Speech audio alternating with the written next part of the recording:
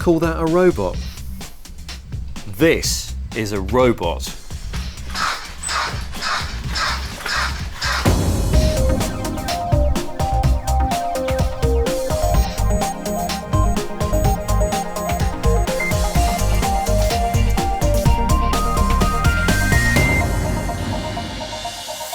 Welcome to Click, I'm Spencer Kelly. Now, you know us, we love our technology, and the newer the tech, the better. Well, if there's one place in the world where the technology is newer and more advanced than anywhere else, it's right here, in Japan. This week, we'll race around Tokyo to bring you the best in Japanese technology. We'll look at the newest mobiles and services, robot culture, and the latest moves to make the future a better place by saving the environment.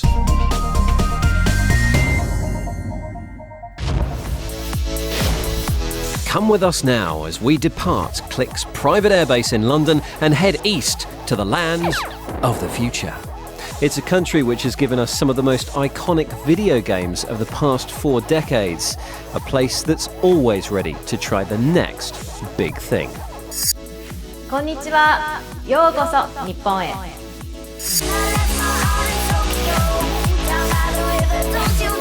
Tokyo is chock full of iconic sights and sounds. The neon, the high-rise, the people, millions of them coursing through the streets night and day. The bullet train, which will whisk you headlong into the heart of the city, a garish palace of strange fads and fashions that rarely make it off these islands. Tokyo is a very crowded city. It's very densely populated. People live very close together. And so you're constantly surrounded by what people have, what people consume, what kind of cell phone they've got, what type of laptop they use. And you're always seeing this 360 degrees around you at all times. It's important to have diversification so that you don't feel that you're just one of everybody else. And so, we'll have 50, 60 different cell phone models on the market at any one time. But it's also important that you have something that's comparable to everybody else. And so there's a high demand for new cell phones. It's a little bit more pressure, I think, to keep up with everyone else. A quick trip on the Tokyo subway system will show you all you need to know about Japan's love of technology.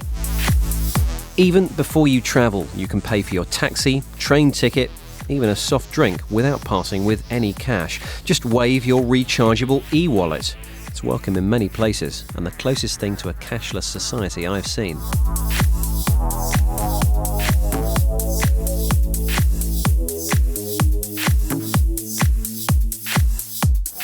Every major city in the world has a district where you go to get your latest technology and your electronics paraphernalia.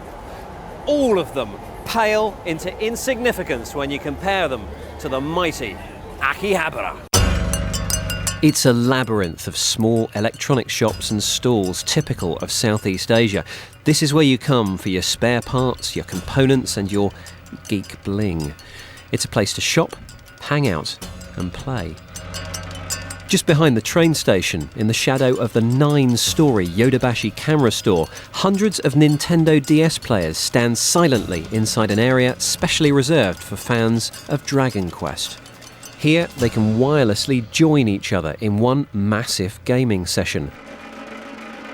And nearby, this new Red Cross Centre, a blood donation clinic that has, unashamedly, been decorated like a full-on Star Trek medibay. Each bed is fitted with an iPod and a video screen, and even the bins are space age. This place has been designed to appeal to the young Akihabara massive, an attempt to attract more of them into giving blood. For Japan, healthcare is now a burning issue. With over a fifth of Japanese people now over 65 years old, the country has the world's oldest population. In a country where new technology and ancient traditions sit side by side, caring for the elderly and allowing them to continue to enjoy life into their 2nd century has become a high-tech problem. And to solve that problem, they've invented these.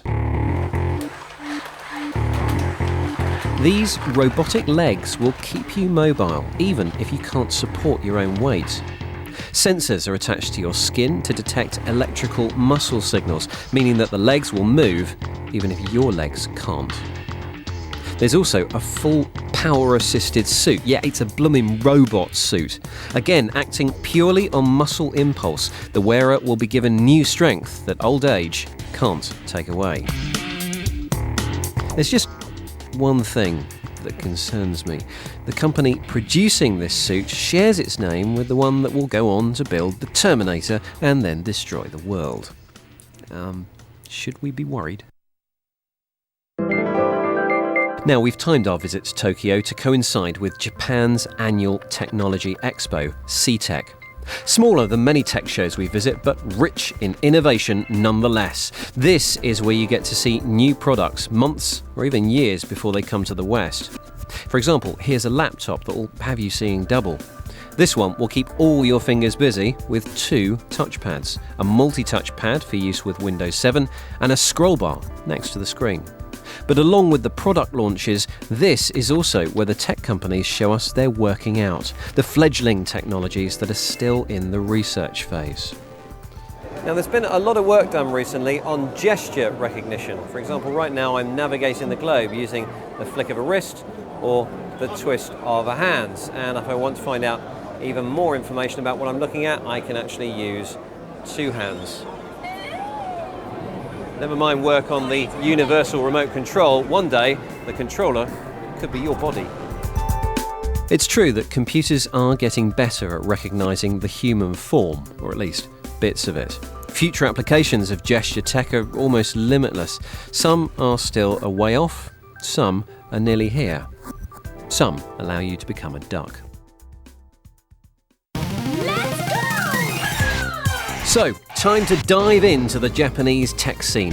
And along with yours truly, here's the team ready to take you deeper.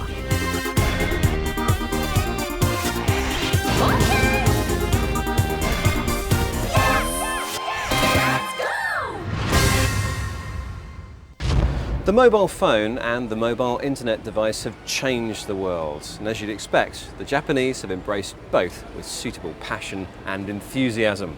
Richard Taylor's been looking at some of the things you can do on the move in Tokyo.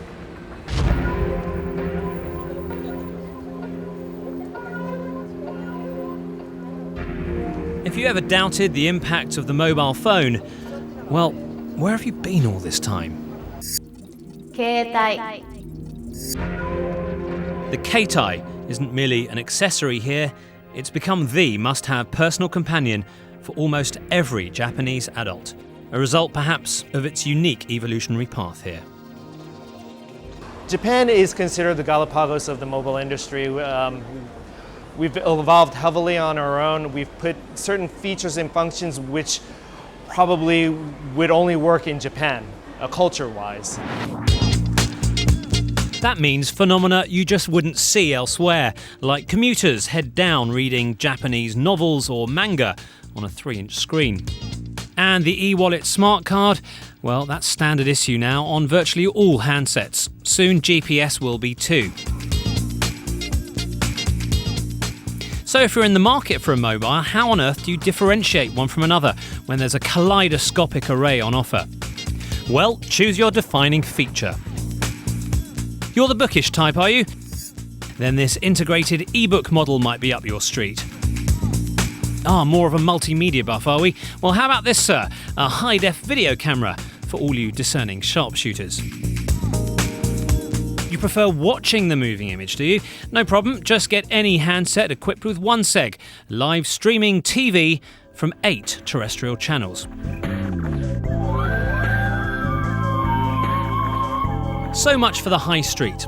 To get an insight into handset innovation, I was given a private tour around Ntt Docomo, the outfit which first put Japan in the mobile fast lane.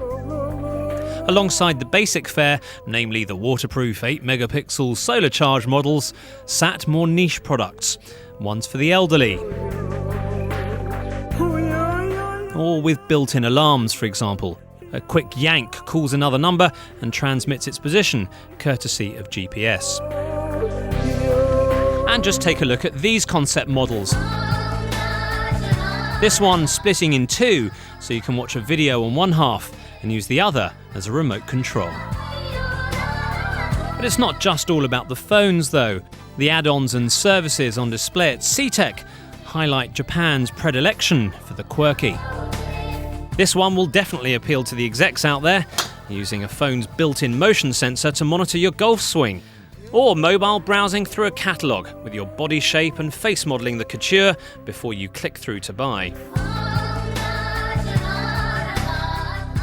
And as you'd expect, all of these innovations are backed up by blisteringly fast mobile networks. In Tokyo, the e-mobile network has just launched Hspa+, offering a staggering 21 megabits a second download speed. If 21 megabits a second sounds too good to be true, and that's because it is. In practice, you're more likely to achieve something like 16 or 17, and that's if you're right next to the network base station, there are no more than about 3 people using the network, and the wind's blowing in the right direction. In more normal conditions, like indoors in a showroom for example, you might achieve something like 3 or 4. But even so, with the ability to stream high-def video, you can see that that would be enough to satisfy all but the most demanding of internet gluttons. Sure, videos are one area where high-speed internet connections would enhance the user experience, but moreover, if you have high-speed internet connection, you would be able to upload your content and information to the cloud and not have to have big hard drives and SSDs on your mobile handset. In Japan, it's easy to see a truly interactive mobile future, one where you'd be able to use your phone to automate domestic tasks. The cleaner robot has cleaned the living room prior to your return. And make sure they're being done by using your handset to control a roving webcam. Indeed, the line between home and mobile communications will soon start to disappear altogether. So your TV will recognise your mobile as soon as you're in the same room. Because your preferences are stored online, it can tailor the content to you. So it will pick up what you were watching on the way home, for example, or intelligently suggest something for you to watch that evening. Today, these are just conceptual scenarios, but you can bet in Japan, it won't be long before they're reality.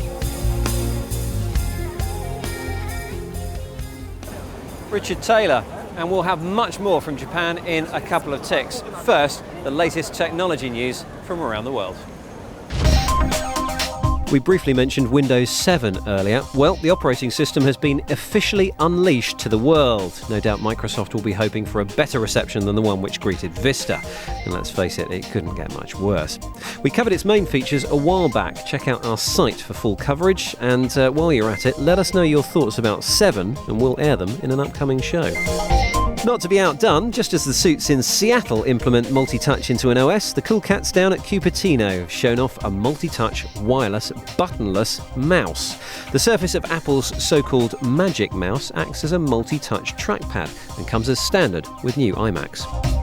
And finally, Google Voice has been belatedly and embarrassingly overhauled after private voicemails left by individuals for other individuals were laid bare for the entire world to see and hear. The service pulls together multiple phone numbers into one web-based universal number. One user stumbled across 31 voicemails complete with transcripts, callers' names and phone numbers. So much for trusting the big boys with our info. Now, all these high-end processors and flashing lights certainly dazzle the senses, but you can't help wondering just how much juice all this kit is sucking up. And in these more economically and ecologically aware times, we are all trying to save the planet and our pennies at the same time. Now, Mark Chislak is no friend of the earth, but he is tighter than 2 coats of paint. So we sent him to look at some new ways to cut down on his emissions and his expenditure.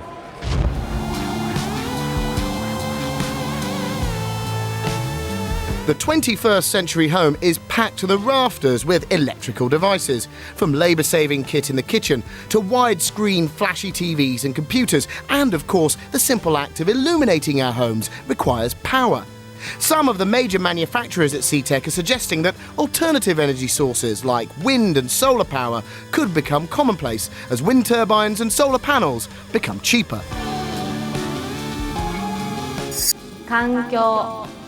環境 But But short of pulling the plug and switching off our creature comforts, reducing the amount of energy we use and therefore reducing our carbon footprint seems to be the goal of the big players here at this event. Pretty much all of the consumer kit here at CEATEC is making claims to be more energy efficient, but here's an unusual way of saving electricity. This particular TV set is fitted with a small camera and it's equipped with facial recognition software. It's looking for a viewer's full face pointing directly at the screen. If I turn away from the screen for a couple of seconds, the vision slowly fades out, but the audio continues to play. If I turn back to look at the screen, the picture instantly returns. The amount of electricity the TV uses can be seen here. When the TV is working normally, playing sound and vision, the meter revs to the end of the dial. And when the picture disappears and only sound is playing, the dial dips back down. This TV and face recognition software are the brainchild of engineers at Hitachi, and so far it remains at prototype stage. There are more green TVs over at the Sony stand, this time employing a similar technology. But unlike the TV we've just seen, this one's already in production. This screen's fitted with a sensor which registers the presence of a viewer. If the viewer moves away from the TV or into another room, the set switches itself into standby mode. Like the prototype TV we saw earlier, when the viewer returns, so does the picture. You might think that features like this are no more than a gimmick. Surely the viewer can just switch the TV off when they leave the room. But gimmicks like this help to highlight the more serious green credentials of a television like this one. These LCD screens benefit from a more efficient backlighting setup, which means they use half the electricity of rival LCD TVs. Eco. In the quest for more energy efficiency in the home, even the humble light bulb has come to the attention of eco-tinkering engineers.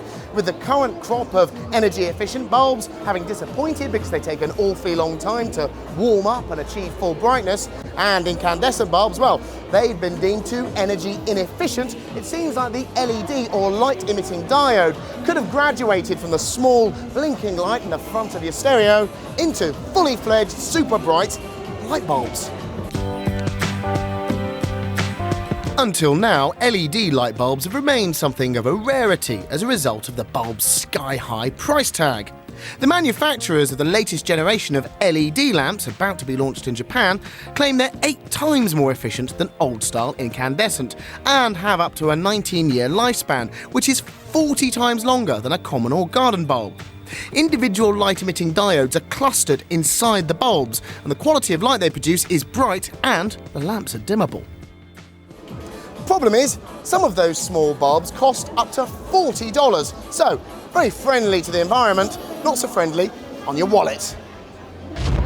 Mark Chislak expending as little energy as possible, once again.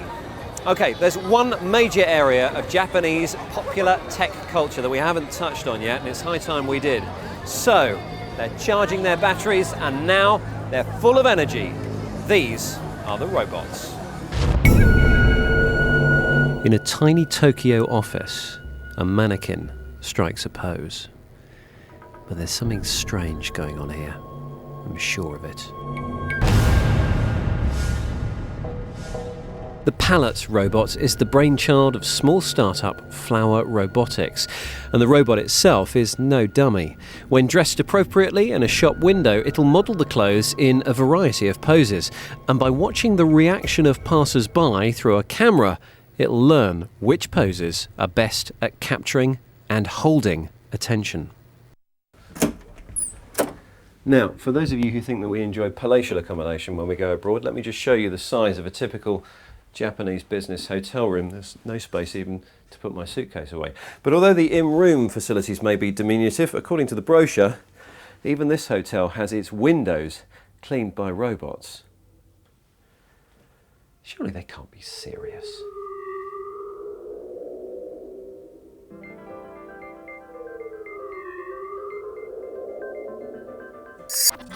Robot. Actually, all joking and poor visual effects aside, there's nothing sinister about Japanese robotics at all.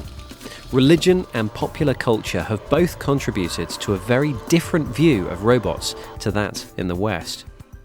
Shintoism is the main religion here in Japan, and one core element of this religion is the belief that inanimate things like a rock or a plant have a transcendent spirit in them. So it's a highly animist religion.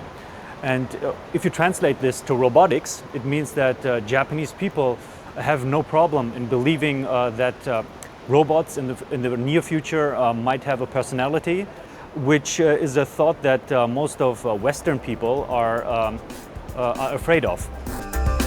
Here at CEATEC, the robots come out to play, fight, sing, and, of course, unicycle, to demonstrate advances in balance and coordination, and the smarts which will one day allow these droids to think for themselves. 人工知能 Concept droids like Polaris here may one day become your personal assistant, part mobile phone, part roly ball thing. These robots, showcased by Nissan, may one day evolve into self-drive cars of the future. They're demonstrating the advantages of vehicles which communicate with each other to flow effectively around an obstacle in the road. Far better, apparently, than every driver independently guessing the best alternative route. In reality, AI is still a long way off. For now, home robots are little more than expensive toys, either performing a series of pre-programmed routines or operating on the end of a remote control. You will, however, find robot shops like this in Tokyo, stocked with fully built bots and all the parts you'd need to build your own. And when I asked the owner how he would like robot technology to advance in the future, he surprised my Western mind with his very Japanese answer. 僕自身でいいんですかね。僕は多分日本 I grew up watching manga animations which featured robots with a heart. I hope one day I can build a robot which has a heart, which I can be friends with.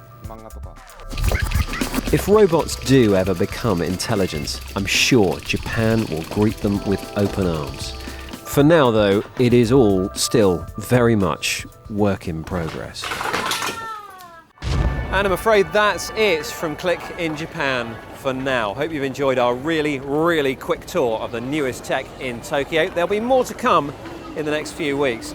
Now, everything from this week's programme is up at our website, bbc.co.uk/click, including a video stream of the entire show. And if you'd like to get in touch with us about anything you've seen today, then email click@bbc.co.uk. Thanks for watching. See you next time.